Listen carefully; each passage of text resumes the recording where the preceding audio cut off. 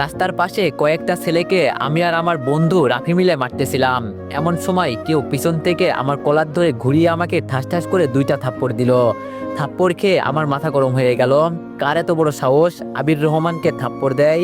এটা বলে যখনই হাত তুলে মারতে যাব তখনই দেখি আমার সামনে কোনো মানুষ নয়, যেন পরী দাঁড়িয়ে আছে। টানা টানা চোখ, গোলাপি ঠোঁট, পরনে একটা কালো থ্রি পিস। চোখ যেন মেয়েটার দিক থেকে সরছে না। আমি মেয়েটার দিকে একদিনে তাকিয়ে আছি, আর এইদিকে মেয়েটা কি যেন বলতেছে, কিন্তু তার কথা আমার কান দিয়ে যাচ্ছে না। আর যাবে কেমনে? আমি তো তাকে দেখতে ব্যস্ত। মেয়েটা বলল, ও হ্যালো, এমন ভাবে বলছিস যেন তোকে থাপ্পড় দেওয়া যাবে না। আর থাপ্পড় কেন দিব না? নিজে তো ছেলেগুলোকে মারছিস, আবার তোকে মারলে তোর গায়ে লাগে তাই না? বোকাটে কোথাকার। দেখ দেখ আবার লুচ্চাদের মতো কিভাবে আমার দিকে তাকিয়ে আছে। এটা বলে তানিয়া আবার আবিরকে একটা থাপ্পড় দিল। আমি মেয়েটার থাপ্পড় খেয়ে থমথম খেয়ে গেলাম। আমি বললাম, এই যে আপনি আমাকে মারলেন কেন? মেয়েটা বলল, তো তোকে সালাম করব নাকি? কখনো মেয়ে মানুষ দেখিসনি যে থাপ্পড় খাওয়ার পরও লুচ্চাদের মতো হা করে তাকিয়ে আছিস?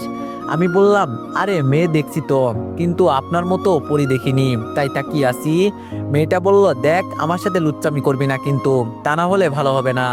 আমি বললাম, আরে আরে আপনার সাথে লুচ্চামি কেন করব, কিন্তু প্রেম করব বুঝলেন। মেয়েটা বলল, কি বললি কুত্তা, তুই আমার সাথে প্রেম করবি? দাঁড়া দেখাচ্ছি মজা। এটা বলে মেয়েটা আমাকে মারার জন্য আবার হাত তুললো। এইবার আর থাপ্পড় দিতে দিলাম না। আমি বললাম, আরে আরে কি করছো বেবি? মেয়েটি বলল, বেবি? আমি বললাম, আরে বেবি কুল কুল, এই হাতটা গালে থাপ্পড় দেওয়ার জন্য না, এই হাতটা আদর করার জন্য, বুঝলে জানো? আমার কথা শুনে মেয়েটা রেগে আগুন হয়ে গেল। তার রাগান্বিত চেহারা দেখলে চোখ ফেরানো যাবে না। মেয়েটা রাখতেই নাকটা ফুলে লাল হয়ে গেল। মেয়েটা জোর করে আমার থেকে হাত ছাড়িয়ে বলতে লাগলো, ক্লাসের সময় হয়ে আসছে, তাই তোকে ছেড়ে দিলাম, তা নয়তো এই তানিয়া কি জিনিস দেখিয়ে দিতাম। এটা বলে মেয়েটা রেগে গজগজ করে চলে যেতে লাগলো। আর আমি তার চলে যাওয়ার দিকে তাকিয়ে বললাম, তানিয়া সুন্দর নাম। এটা বলতেই রাফি দৌড়ে এসে বলতে লাগলো, দোষ, ছেলেগুলো পালিয়েছে, ধরতে পারিনি, সব ওই মেয়েটার দোষ। মেয়েটাকে পেলে আমি ছাড়বো না, ওর জন্য হারামজাদাগুলো পালিয়েছে। আমি মেয়েটার চলে যাওয়ার দিকে তাকিয়ে আনমনে বললাম, কোন ছেলেগুলোর কথা বলছিলি রে তুই? রাফি আমার মুখে এমন কথা শুনে আমার তাকানো অনুসরণ করে দেখে মেয়েটা চলে যাচ্ছে। রাফি বলল, দোষ, মেয়েটা চলে যাচ্ছে, থামা ওকে। ওই মেয়েকে তো আমি। এটা বলে যেই না রাফি মেয়েটার দিকে যাবে, তখনই আমি রাফির হাত ধরে বললাম, থাক ভাই, আর কষ্ট করতে হবে না, ক্লাসে চল, দেরি হয়ে যাচ্ছে। রাফি বলল, কিন্তু মামা ওই মেয়েটা। আমি বললাম, তোকে বলছি না একবার ওইসব বাদ দে, মানে বাদ দে, আজ আমার কলেজের প্রথম দিন, ক্লাসে দেরি করলে হবে না। রাফি বলল, চল। এটা বলে দুইজন কলেজে ঢুকে ক্লাসের দিকে যেতে লাগলাম। আমরা ক্লাসে যেতে যেতে পরিচয় পর্ব শেষ করি কেমন? আমি আবির রহমান, অনার্স প্রথম বর্ষে পড়ি। আমার বাবার নাম আতিক রহমান, পেশা বিজনেসম্যান। মা ফারানা আক্তার, পেশা গৃহিণী। একটা বড় ভাই আছে, পুলিশ অফিসার, নাম রফিক রহমান। আর আমার পাশেরটা হলো আমার ল্যাংটা কালের বন্ধু রাফি। আর যেই মেয়েটা আমাকে থাপ্পড় দিল তার নাম তানিয়া। বাকিটা আমি জানি না, কারণ আমি নতুন আইছি কলেজে। বাকি সব গল্পের মধ্যে জানবেন। অনেক্স হচ্ছে সবচেয়ে বিশ্বস্ত বুকমেকার, পিএইচডি এবং সিরিয়া এই অ্যাপের অফিসিয়াল পার্টনার। এই অ্যাপে আপনি cricket, football, tennis live match দেখে এবং তাদের ভবিষ্যৎবাণী করে সহজেই অর্থ উপার্জন করতে পারবেন। সেই সাথে বিএমডব্লিউ গাড়ি, আইফোন, ল্যাপটপ এবং আরো অনেক নগদ পুরস্কার জেতারও সুযোগ রয়েছে। এই অ্যাপটিতে আপনি ক্র্যাশ ক্রিস্টাল 21 ইত্যাদি গেম খেলে সহজেই আয় করতে পারবেন। আপনি বিকাশ, নগদ, রকেট, ব্যাংক, ক্রিপ্টো, পেপাল এবং অন্যান্য সহজ পদ্ধতির মাধ্যমে সহজেই আপনার জেতা টাকা তুলতে পারবেন। এখানে আপনি 24 ঘন্টা 7 দিন গ্রাহক সহায়তা পাবেন। তাই এখনই গুগলে অনেক সার্চ করে প্রথম ওয়েবসাইটে গিয়ে রেজিস্ট্রেশন করুন। আর হ্যাঁ, রেজিস্ট্রেশনের সময় আমার প্রোমো কোড VOTO7 ব্যবহার করে প্রথমবার ডিপোজিটে 20,000 টাকা পর্যন্ত পান। পরিচয় পর্ব শেষ করতে করতে আমাদের ক্লাসের সামনে এসে পড়লাম। ক্লাসে দেখি স্যার আছে, তাই স্যার থেকে অনুমতি নিয়ে দুইজন মিলে ক্লাসে ঢুকে পিছনের দিকে টেবিলে বসে পড়লাম। টেবিলে বসতে একটু দূরে সামনে থাকা মেয়েটিকে দেখে চোখগুলো বড় বড় করে ফেললাম। আর মেয়েটাও আমাকে দেখে রাগে নাক মুখ লাল করে ফেললো। আরে মেয়েটা আর কেউ না, আমাকে থাপ্পড় মারা মেয়েটা। এমন ভাবে আমাকে সামনের দিকে তাকিয়ে থাকতে দেখে রাফি বলে উঠলো, কিরে সামনের দিকে চোখ বড় বড় করে তাকিয়ে আছিস কেন? আমি বললাম, সামনের দিকে তাকা। এটা বলে রাফি সামনের দিকে তাকাতেই বলল, তানিয়া তোর দিকে এমন ভাবে তাকিয়ে আছে কেন রে? রাফি মেয়েটাকে চেনার কারণ হলো রাফি কলেজে আরো আগে থেকে আসে, আর আমি কিছু ব্যক্তিগত সমস্যার কারণে কলেজে আসতে পারিনি। আমি বললাম, তাহলে তুই মেয়েটাকে চিনিস? রাফি বলল, মেয়েটাকে চিনবো না কেন?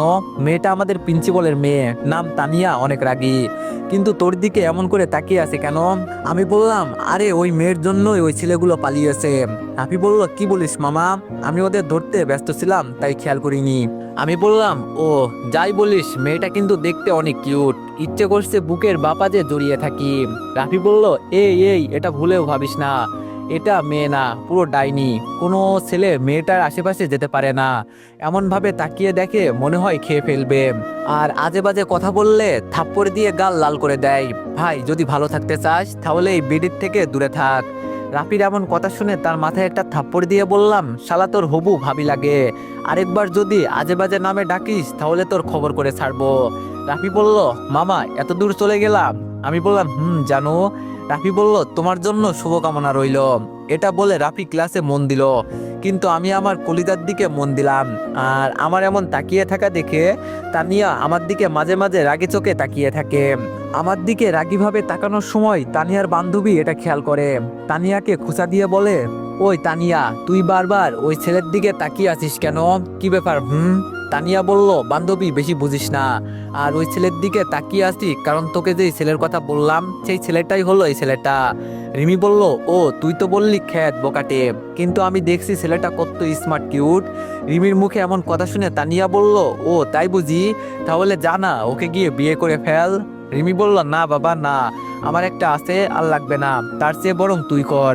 তানিয়া বলল, রিমি বেশি হয়ে যাচ্ছে কিন্তু। তানিয়া এটা দেখে রিমির দিকে রাগি চোখে তাকাতেই রিমি চুপচাপ ক্লাসে মন দিল।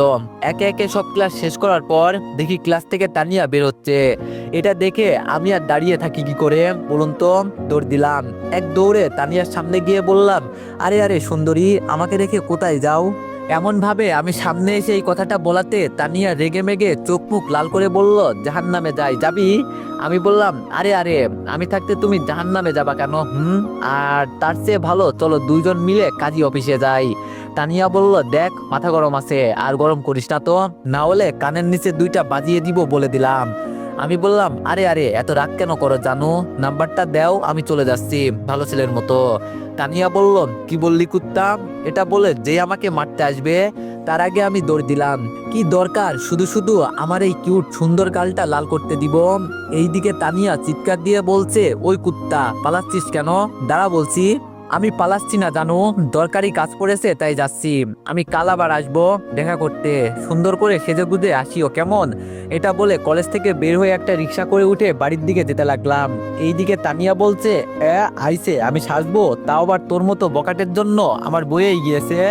কালকে আসিস কলেজে, তারপর দেখামু এই তানিয়া কি জিনিস। রিমি বলল, আচ্ছা তুই দুলাভাইয়ের সাথে এমন করলি কেন? রিমির কথা শুনে তানিয়া রাগি চোখে রিমির দিকে তাকাতেই রিমি আমতা আমতা করে বলল, না মানে ছেলেটার সাথে এমন করলি কেন?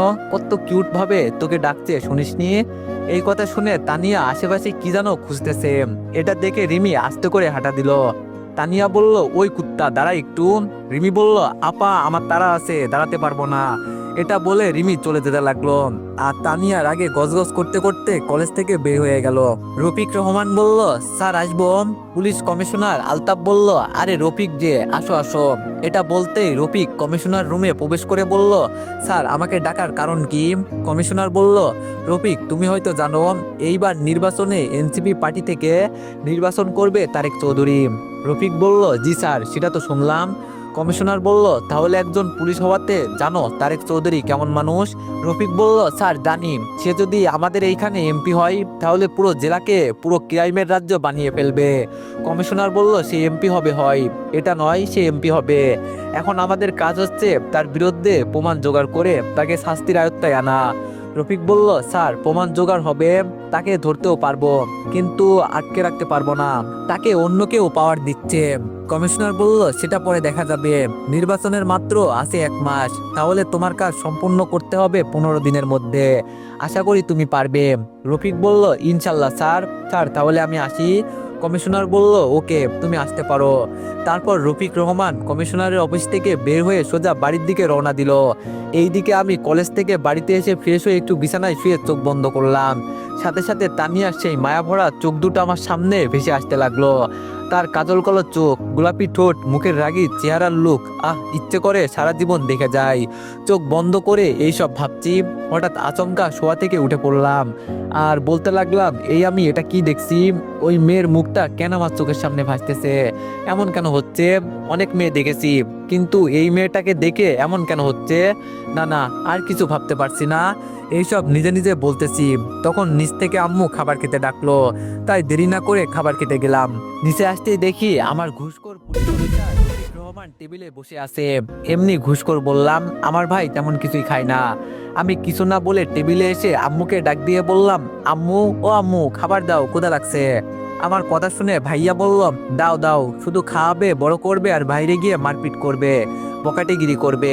আচ্ছা আম্মু, তুমি সত্যি করে বলো তো, এটা কি আমার সত্যি ভাই? ভাই বলতে লজ্জা করে আমার। ভাইয়ের এমন কথা শুনে আমি বললাম, তো আমি কি বলছি কেউ আমাকে ভাই বলে লোকজনকে বলতে? তাছাড়া আমারও লজ্জা করে একটা ঘুষখোরকে ভাই বলে পরিচয় দিতে। আমার এমন কথা শুনে ভাইয়া রেগে আমার দিকে টেবিলে থাকা আপেল ছুঁড়ে মারলো, আর আমি ধরে তা খেতে লাগলাম। ধন্যবাদ তোকে আপেলটা দেওয়ার জন্য। ভাইয়া বলল, তুই আমাকে ঘুষখোর বলছিস না? এইবার শুধু তোর নামে বিচার আসুক, তারপর জেলের ভিতরে ঢুকিয়ে দিব, তখন বলিস কে ঘুষখোর। আমি বললাম, আরে আরে, ধমকটা অন্য কাউকে দিও। এই শহরে যে অপরাধ হচ্ছে, এত ভালো অফিসার থাকতে কেন অপরাধ হচ্ছে? বড় বড় লেকচার আমাকে না শুনিয়ে গিয়ে অপরাধী ধরো, এতে তোর ভালো হবে। ভাইয়া বলল, তা তো ধরবো। আমাদের ঝগড়া দেখে আম্মু বড় একটা চামচ এনে বলল, আরে একটা কথা দুজনের মুখ থেকে বের হলে এটা দিয়ে মেরে মুখ ভেঙে ফেলবো। আম্মুর ধমক শুনে আমি আর ভাইয়া চুপ হয়ে গেলাম। আম্মু বলল, উফ, এত বড় হয়ে গেল, এই দুইজনের মাঝে ঝগড়াটা গেল না, সারাদিন টম এন্ড জেরির মতো একে অপরের সাথে ঝগড়া করবে। এই বলতে বলতে আমাদের খাবার দিল আম্মু, আর আমরা চুপচাপ খেতে লাগলাম আর একে অপরের মুখ ভেঙচি দিতে লাগলাম। এইভাবে করতে করতে খাবার খেয়ে উঠে রুমে যেতে লাগলাম। তখন ভাইয়া বলে উঠলো, তোকে দেখে নিব। আমি বললাম, এই নে ছবি তোল, যত খুশি দেখে নে। এটা বলে চলে আসলাম। আসলে আমার আর ভাইয়ের মাঝে ঝগড়া এমনিতেই লাগবে, আমরা একে অপরকে দেখতে পারি না, আর ঝগড়া না লাগলে পেটের ভাত হজম হবে না। আমি কতক্ষণ রেস্ট নিয়ে বাসা থেকে বের হয়ে গেলাম।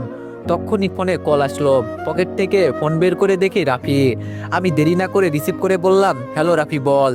রাফি বলল, কই তুই? আমরা সবাই আড্ডার জায়গাতে বসে তোর জন্য অপেক্ষা করছি। আমি বললাম, আচ্ছা 2 মিনিট দাঁড়া, আমি 30 মিনিটে আসতেছি।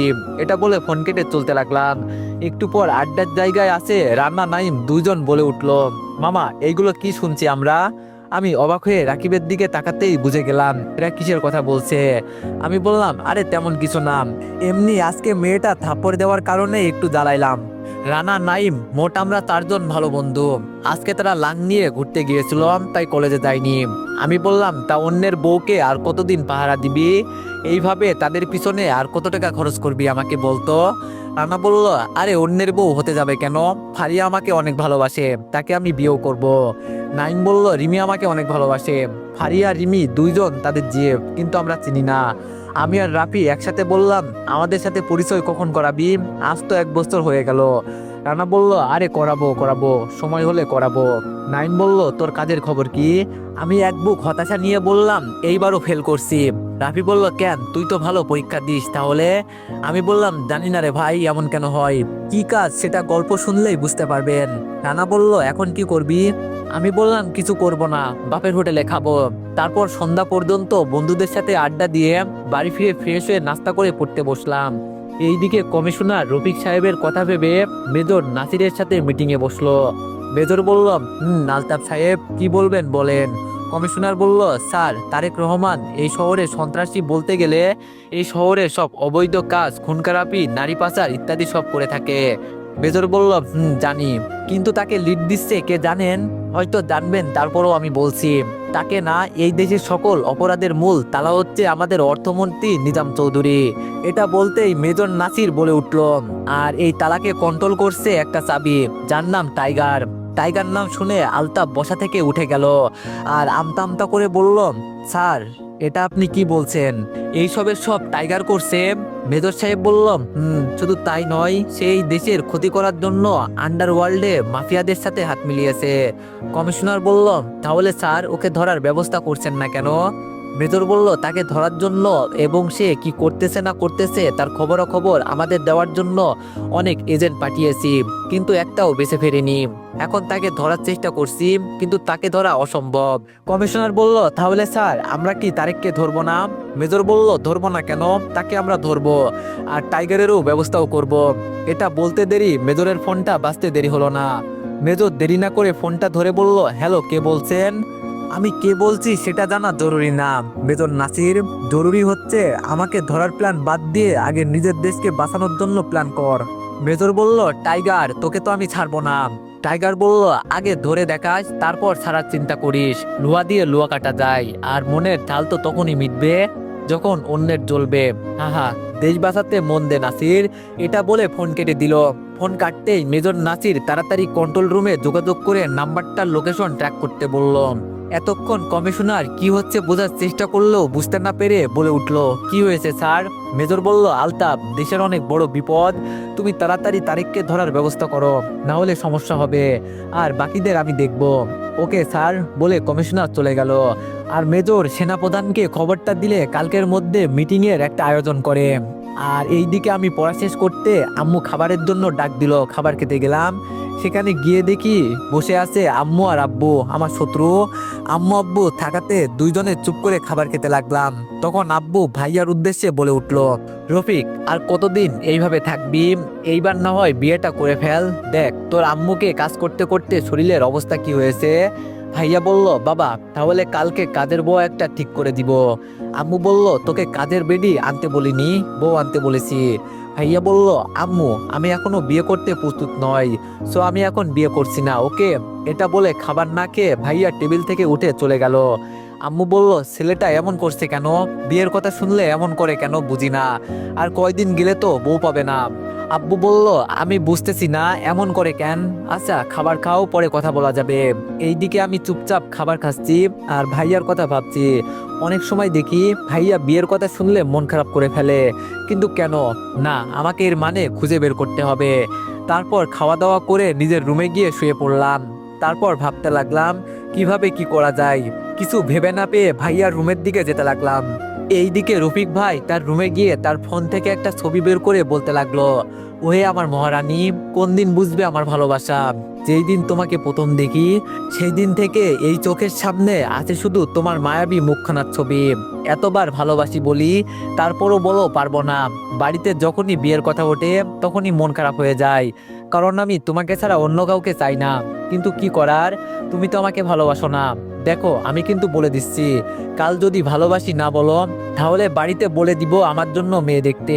তখন আমি দরজার সামনে থেকে বলে উঠলাম, ভাইয়া তুই কাকে ভালোবাসিস?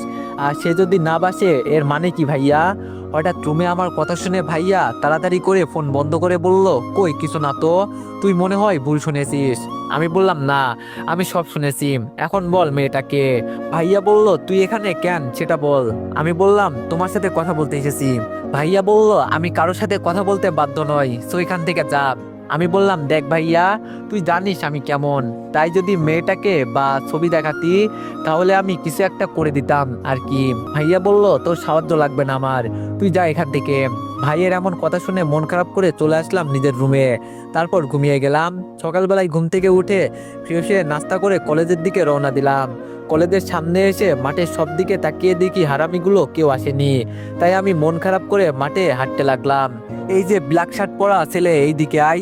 আমি যেহেতু কালো জামা পরেছি তাই কে ডাকলো দেখার জন্য পিছনে ঘুরতেই দেখি কয়েকটা ছেলে আমাকে ডাক দিল। দেখতে বড় ভাই হলে মনে হয়। আমি ভদ্রতা বজায় রেখে তাদের সামনে গিয়ে বললাম, আসসালামু আলাইকুম ভাই। সেখানে থাকা একটা ছেলে বলে উঠলো, ওয়ালাইকুম আসসালাম, কোন ইয়ারে? আমি বললাম, জি ফার্স্ট ইয়ারে। এটা বলতে একটা ছেলে আমার কাঁধে হাত দিয়ে বলল, সবেমাত্র কলেজে আসলি, এর মধ্যে মেয়েদেরকে বিরক্ত করতে শুরু করছিস? আমি বললাম, সরি ভাই, আমি এমনটা কখন করলাম? ভাই বলল, রকি ছেলেটা মিথ্যা বলছে। রকি বলল, মিথ্যা বলবি না, তুই কালকে তানিয়াকে বিরক্ত করিসনি? আমি বললাম, কই না তো। আর তানিয়াকে যে বিরক্ত করছি সেটা আপনাকে কে বলছে ভাই? রকি বলল, কেন, আমার বন্ধু রাহি বলছে তুই তানিয়াকে বিরক্ত করছিস, কেন করছিস সেটা বল। আমি বললাম, ভাই আমি তানিয়াকে বিরক্ত করিনি, আমি তানিয়াকে পছন্দ করি, তাই তার সাথে কথা বলতে গিয়েছিলাম। এই কথা বলতে রকি নামের ছেলেটা আমার কলার ধরে বলল, ওই তোর তো সাহস কম না, আমার সামনে দাঁড়িয়ে আমার জিনিসের দিকে তাকাস। ছেলেটা কলার ধরাতে আমার মাথা গরম হয়ে গেল, কিন্তু নিজের মাথা ঠান্ডা করে বললাম, মানে বুঝলাম না ভাই, সামান্য কথাতে কলার কেন ধরলেন? আর আপনার জিনিস বলতে? রকি বলল, আমার জিনিস মানে তানিয়াকে আমি পছন্দ করি, ভালোবাসি। সো নিজের ভালো চাইলে তানিয়ার পিছন ছেড়ে দে। এটা বলে ছেলেটা আমার কলার ছেড়ে দিল। রাহি বলল, ওই যা এখান থেকে, আর কথাগুলো যেন মাথায় ঢুকিয়ে নিস। আমি বলে গেলাম, দেখেন আপনারা কলেজের বড় ভাই, আমি ছোট ভাই, আমি তানিয়াকে পছন্দ করি আর আপনিও। আপনি দিলেন আমাকে ধমক, চাইলে সুন্দরভাবে বুঝাতেও পারতেন। যাই হোক, বড় ভাই বলে কথা, যেমন হোক বুঝিয়েছেন। কিন্তু সমস্যা হলো তানিয়াকে নিয়ে, আর তানিয়া যদি বলে আপনাকে ভালোবাসে তাহলে আমি সরে দাঁড়াবো, কিন্তু যদি তানিয়া বলে আপনাকে পছন্দ করে না তাহলে আপনি সারা জীবন চেষ্টা করলেও আমাকে তানিয়ার কাছ থেকে দূরে সরাতে পারবেন না। এটা বলে আমি সেখান থেকে চলে আসলাম। আর আমার কথা শুনে রাহি রকিকে বলল, দোস্ত ছেলেটা কি আমাদের সম্মান করে কথাগুলো বললো নাকি অসম্মান করে? রকি বলল, সেটা যাই হোক, ছেলেটার ব্যবস্থা করতে হবে, নাহলে আমি তানিয়াকে পাবো না। খোঁজ নে ছেলেটার ব্যাপারে। রাহি বলল, ওকে দোস্ত। এইদিকে আমি সেখান থেকে চলে আসতে একটু দূরে দেখি বন্ধুরা বসে আড্ডা দিচ্ছে, তাই আমি তাদের দিকে যেতে লাগলাম। তখনই কেউ পিছন থেকে আমার কলার ধরে। তো এভরিওয়ান, এই গল্পটি তোমাদের কেমন লাগছে সবাই একটু কমেন্টে জানিও। আর যদি গল্পটি ভালো লেগে থাকে তাইলে সবাই একটু বেশি বেশি লাইক আর কমেন্ট করে দিও। ধন্যবাদ।